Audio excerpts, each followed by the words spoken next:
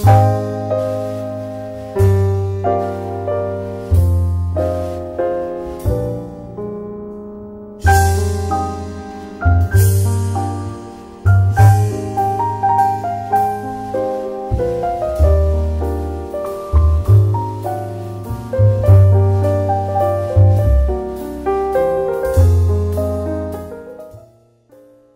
et messieurs, très chers téléspectateurs, bonsoir. Comme vous le constatez, ce n'est pas Tigui et Lebe ce soir. C'est Papy Maurice Mbouiti qui est un des invités de Tigui et Lebe. Mais ce soir, le Plume Consciente, votre émission chronique littéraire, est assez spéciale. Parce que ce soir, l'invité reçoit l'animateur. Je reçois pour vous ce soir, mesdames et messieurs, Tigui et Lebe. Effectivement, aujourd'hui, Tigui et Lebe traverse le Rubicon, passe de l'autre côté de la scène. Alors, bonsoir Tigui. Bonsoir Papi. Qu'est-ce que ça te fait que je te reçoive dans ton émission? Un drôle d'effet. C'est vrai qu'on est habitué à être justement de l'autre côté de la rivière, on est habitué à recevoir, à poser des questions. Et je pense que c'est une posture plutôt confortable. Alors se retrouver de l'autre bord, ça fait quand même un drôle d'effet, mais je compte sur toi. J'espère aussi, en tout cas, je l'espère. Au jour d'aujourd'hui, 5 ans durant, il faut dire que ton émission La Plume Consciente est une émission très suivie, une émission qui a de la côte, et qui est une émission qui a une certaine qualité. Tu reçois des invités, il faut dire quand même de haute facture. Alors Tigui, est-ce que après avoir reçu tous ces gens, toutes je veux dire ces virtuoses de la littérature, ou à peu près, te considères-tu aujourd'hui comme étant un critique littéraire? Alors, moi, c'est vrai que j'ai parfois du mal à parler de moi-même en termes positifs. C'est toujours un exercice qui est plus facile à laisser aux autres, mais j'estime que critique littéraire, c'est beaucoup de choses en même temps. C'est être doté d'une très vaste culture, non pas que je ne l'ai pas, mais c'est faire preuve, justement, c'est être à la fois une bibliothèque, c'est être quelqu'un d'un esprit très ouvert, mais en même temps, c'est comprendre les auteurs, c'est entrer dans leur intimité, c'est beaucoup de choses. Non, je ne me considère pas nécessairement comme chronique, comme critique littéraire. Le terme que j'aime bien employer pour me définir dans ce domaine-là, c'est plutôt celui d'un courriériste. Courriériste, c'est un terme qui n'est pas beaucoup utilisé dans nos rédactions, mais un courriériste, c'est simplement un reporter qui est spécialisé dans un domaine particulier. Ça peut être dans la musique, ça peut être dans le théâtre, ça peut être dans la politique. Alors moi, je suis un courriériste, mais dans le domaine plutôt littéraire. Ça veut dire que je suis les auteurs, je m'intéresse à leurs œuvres, je les lis, je me fais une idée, j'aime ou j'aime pas, je le dis des fois, mais j'encourage aussi quelquefois. Voilà, je me considère plutôt comme un courriériste, plutôt comme un critique littéraire. Peut-être qu'avec le temps, avec l'expérience, en ayant lu, dévoré des auteurs, je me ferai peut-être une stature qui me permette de me considérer en tant que tel. Mais pour l'instant, non, mon rôle de courriériste, je le redis, ceux qui me suivent souvent se diront, mais je le dis assez souvent, mais parce que c'est une réalité. L'histoire de notre pays est racontée pour la plupart du temps d'ailleurs. Les pionniers de l'indépendance se meurent un à un. Mais alors, est-ce qu'ils ont pris la peine, ces gens-là, d'écrire pour léguer notre histoire à nous, aux générations futures? Pas toujours. Regardez, en France, je dévie un peu votre question, mais je suis dans la même logique. Le débat présidentiel qui se déroule aujourd'hui, sur les 10 candidats présidents de la République, la grande majorité a au moins écrit un livre pour faire prévaloir ses idées de campagne. Ils ont écrit. Alors, essayons de faire une comparaison. Nous avons eu des élections dans ce pays. Connaissez-vous un candidat président qui a écrit pour dire, voilà, telles sont mes idées et tout ça? Non. Et ça pose un problème.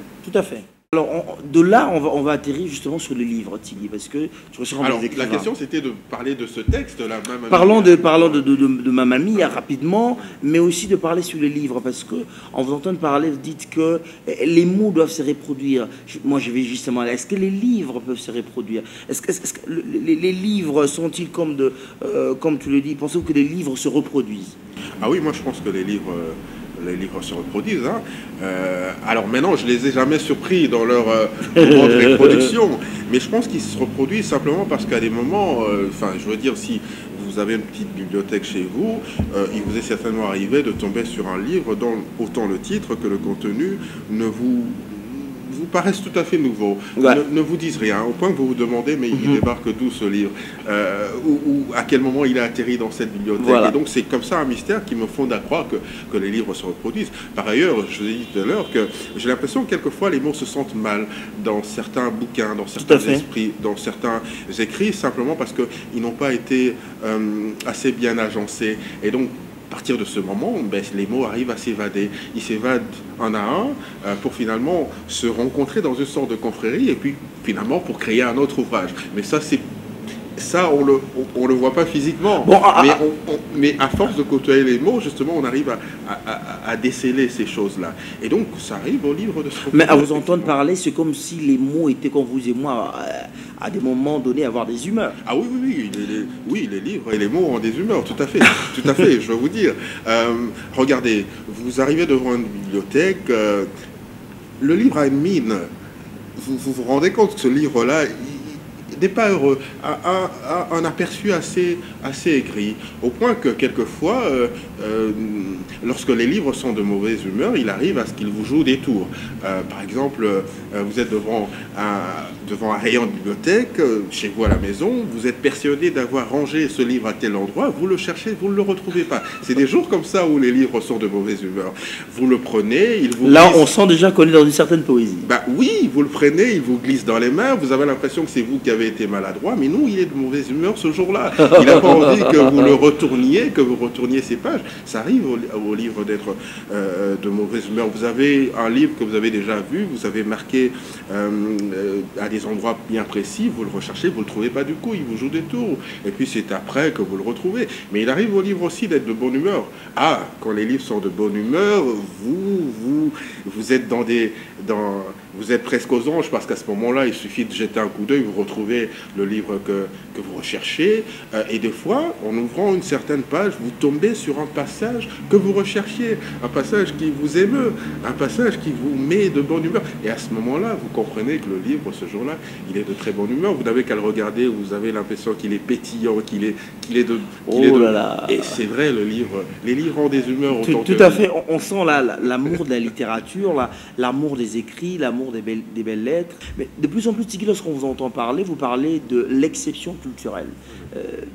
Il y a des mots excellents, exception culturelle, mais vous pensez à quoi lorsque vous parlez de ça? Alors moi, déjà, l'exception culturelle, c'est pas moi qui l'ai créé, c'est un concept qui est de plus en plus développé en droit international, mais aussi dans les politiques culturelles de certains États. C'est un concept qui veut en fait que les États puissent opposer une certaine souveraineté, notamment dans les accords et dans les traités qui sont organisés justement entre les différents États, dans le but justement de faire prévaloir leur identité culturelle, leur patrimoine culturel. Et donc moi je pense, en partant justement de cette assertion, qu'il faudrait inventer une exception culturelle à la congolaise. Je suis d'ailleurs en train d'écrire un petit essai sur la question qui portera justement le titre de l'exception culturelle à la congolaise qu'il faut, ma foi, réinventer. Elle consistera à quoi cette exception culturelle?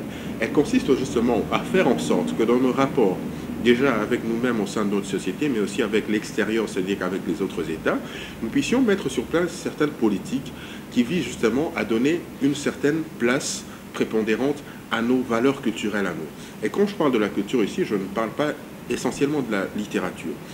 Je parle de la culture dans son sens le plus global, Voilà. sous-entendu le théâtre, sous-entendu la musique, sous-entendu la mode, sous-entendu les arts culinaires. En fait, tout ça repris, mais justement pour en faire une certaine exception culturelle, dont l'objectif serait justement d'assurer une certaine viabilité et une certaine visibilité de notre culture, tant à notre niveau qu'au niveau tout à fait international. Et ça passe par quoi? Je vais essayer de donner des exemples concrets. Peut-être qu'il faudra toute une autre émission pour creuser davantage.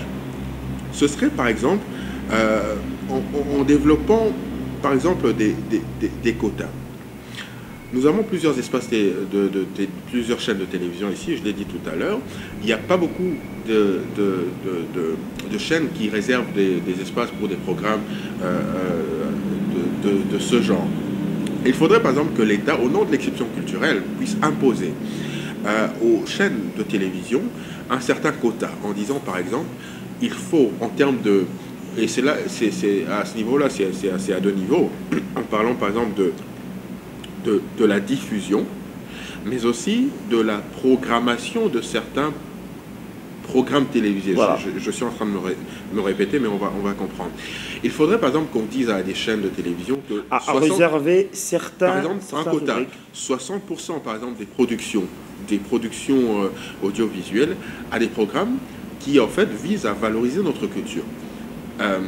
Parce que quand vous regardez les espaces télévisés, vous voyez qu'il y a des films nigériens, ça fait partie de la culture, hein, les films nigériens, la musique étrangère. Certaines chaînes sont spécialisées en ça, mais on oublie que nous avons aussi, nous, notre culture, notre musique, nos films à faire mettre en valoir. avant. Il faudrait que ça cesse parce que justement, il est important que nous puissions forger notre identité culturelle. Parce que, Tout à fait. je l'ai toujours dit, si on s'oppose dans notre nation et qu'on vient nous dénuder de tout ce qui est propre à nous, de tout ce qui est notre essence à nous, et finalement nous ne sommes pas un peuple, il faut que nous travaillions. Et ce travail impose justement à ce que nous puissions intégrer ce concept de l'exception culturelle. Donc par exemple, en termes de diffusion, demander aux chaînes de télévision de réserver aussi un même quota. Vous voyez, mais la réflexion peut être entamée plus loin, parce que là j'ai pris uniquement le cadre des médias, mais ça pourrait se faire aussi en termes d'exportation de notre culture, parce que bon, aujourd'hui par exemple, prenons la musique, si on arrive à organiser la musique, on peut organiser une industrie qui vise justement à pouvoir l'exporter davantage. Parce que quand vous suivez nos musiciens, ils se plaignent de ça. Ils disent qu'il n'y a pas un accompagnement de l'État, que quand vous prenez l'Afrique de l'Ouest, leur musique est très soutenue, notamment par leurs colons, par les pays qui les ont colonisés, et donc ils ont une visibilité. Mais c'est parce que ça relève aussi d'une politique. Il faudrait qu'au nom de cette exception culturelle, que nous puissions réfléchir sur ces questions-là. Et là, nous sommes dans le domaine de la musique, mais ça pourrait être dans le domaine de la culture, de la littérature. Ça passe justement par une certaine promotion. Et donc voilà, il faudrait qu'on réfléchisse de plus en plus sur comment créer une exception culturelle à la congolaise, c'est-à-dire qu'en l'intégrant ou en l'adaptant par rapport à nos propres réalités. Alors Tigui Elébé, dis-moi, quel est le mot que tu préfères le plus? Alors le mot, moi j'ai deux mots que je préfère le plus. Le premier mot, en fait c'est un verbe, c'est le verbe aimer. Pourquoi aimer? Parce qu'en fait c'est un verbe qui se conjugue difficilement au futur. On dit difficilement j'aimerais. Il se conjugue la plupart du temps en français au présent et très malheureusement quelquefois au passé. J'ai aimé. Mais je pense que voilà, je l'aime à cause justement de cette nuance et je pense qu'il devrait se conjuguer le plus possible au présent, mais faire un effort aussi pour qu'il se conjugue au futur. Ça l'inscrit dans une certaine durée. Et je pense que, voilà, si dans ce bas monde, il y a plusieurs calamités, plusieurs problèmes, c'est aussi parce que, généralement, on le conjugue souvent au passé, ce verbe. J'ai aimé. Et le deuxième mot? Ben, le deuxième mot, c'est Dieu. Voilà. C'est Dieu parce que quand je suis dans mes réflexions, quand je lis mes livres, quand j'essaie de jongler, de jouer des fois avec les mots, je suis parfois très, très attiré par certains mots, surtout par leur longueur. Vous avez des mots comme anticonstitutionnellement. Je crois même que c'est le plus long mot français. Le plus long mot français, ouais. Vous avez des mots comme généreusement. En fait, il y a pas mal de mots comme ça qui retiennent notre attention simplement parce qu'ils sont prononcés d'une certaine manière ou à cause de leur longueur. Mais regardez, à côté de ces gros mots, il y a des petits mots comme vie, mort, mais il y a un mot comme Dieu. Alors moi, quand je réfléchis, je dis, mais attends, c'est quoi cette modestie? C'est quoi cette modestie de Dieu? Parce que finalement, c'est lui le créateur de l'univers, et donc quand on parle de Dieu, il y a cette image de la grandeur, Et donc on aurait très bien imaginé que Dieu se donne un nom tout à fait Kilométrique. parce que c'est l'image un peu de sa grandeur, mais non, c'est Dieu, simplement.